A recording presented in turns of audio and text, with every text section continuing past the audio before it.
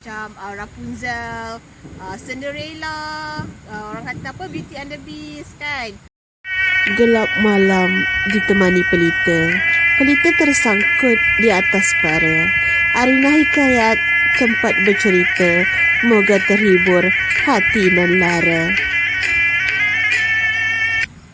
Hai korang, Assalamualaikum, salam sejahtera. Welcome back to my channel, Arina Hikayat. Okay, hari ni Kak Syah nak cerita dengan korang tentang princess atau puteri. Kalau kita sebut je puteri, kita sebut je princess, yang terbayang dekat kepala kita mestilah puteri-puteri dari cerita Walt Disney kan. Macam contohnya macam Rapunzel, Cinderella, orang kata apa, Beauty and the Beast kan. Kita ada Snow White dan sebagainya lah. Okay, kalau korang nak tahu, dekat alam Melayu ni pun kita ada wanita-wanita ataupun puteri-puteri dan serikandi-serikandi yang boleh dijadikan contoh ataupun sebagai tokoh wanita dalam alam Melayu kita. Sebenarnya, kalau korang nak tahu kan, ada sedikit persamaan di antara cerita dongeng Disney dengan cerita puteri daripada alam Melayu. Nak tahu apa? Okey. Biasanya puteri ni semua dikatakan cantik, mempunyai paras rupa yang rupawan, baik hati, tak kisahlah daripada mana-mana cerita, sama ada Walt Disney maupun cerita puteri di alam Melayu. Selain daripada itu, antara persamaan yang ada di antara puteri di Disney dan juga puteri di alam Melayu adalah, korang mesti pernah dengar cerita Mulan kan? Semua orang tahu karakter Mulan ni pandai bermain senjata, pandai berlawan.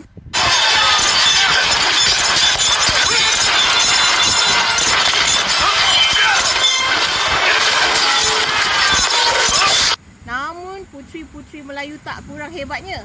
Bukan sahaja mereka ni dikatakan lemah lembut, namun ada sedalam lipatan sejarah dan juga dongeng-dongeng Melayu kita, puteri-puteri yang dikatakan pandai bermain senjata. Kita juga mempunyai puteri-puteri ataupun bangsawan-bangsawan yang terkenal dalam legenda kita yang sememangnya pandai bermain senjata, pandai bersilat, pandai bertempur.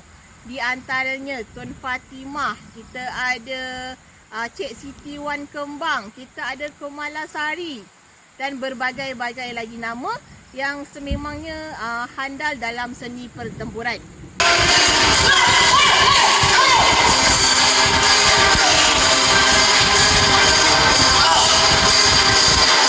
Selain daripada tentang kepahlawanan mereka, kita juga mempunyai persamaan daripada segi legenda yang hidup di laut. Contohnya seperti Ariel yang kita katakan sebagai seorang puteri duyung yang sememangnya tinggal di lautan, namun telah jatuh cinta dengan seorang putera manusia yang sudah tentu hidup di daratan.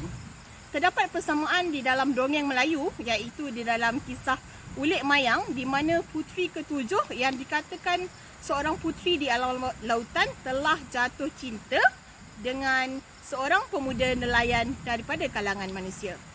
Selain daripada persamaan tu, kita mempunyai persamaan antara cerita Beauty and the Beast dengan cerita Puteri Saadong.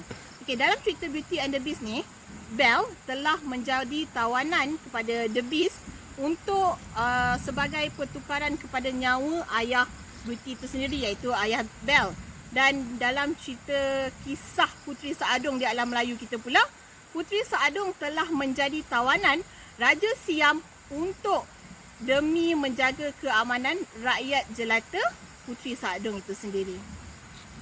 Selain daripada itu, Rapunzel kita tahu telah ditawan di dalam sebuah menara yang tinggi yang terletak di dalam hutan yang sememangnya jauh daripada manusia biasa.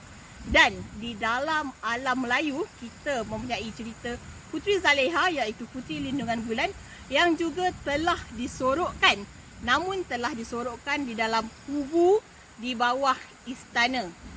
Nampaknya kedua-dua mereka telah disorokkan daripada pandangan dunia luar supaya tidak kelihatan oleh orang ramai atau sesiapa sahaja.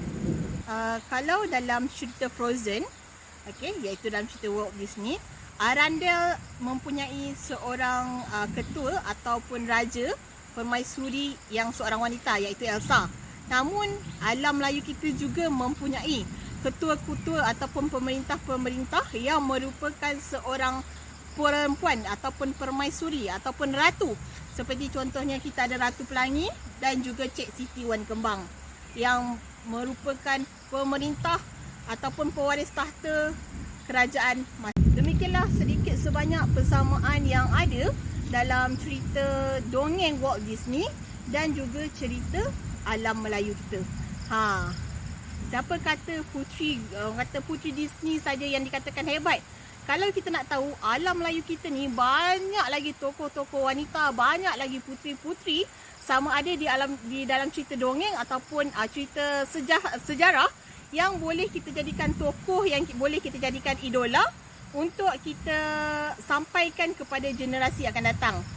Lepas ni mak-mak dekat luar sana, ayah-ayah dekat luar sana, kalau kata orang kata nak dodoikan anak tidur, biasa malam-malam nak dodoikan anak tidur, baca cerita puteri-puteri dekat luar negara kan, cerita puteri Walt Disney. Sekarang apa kata kita tukarkan, kita baca pula, kita dongengkan pula tentang kisah puteri alam Melayu kita. Sebab kisah puteri alam Melayu kita juga tak kurang hebatnya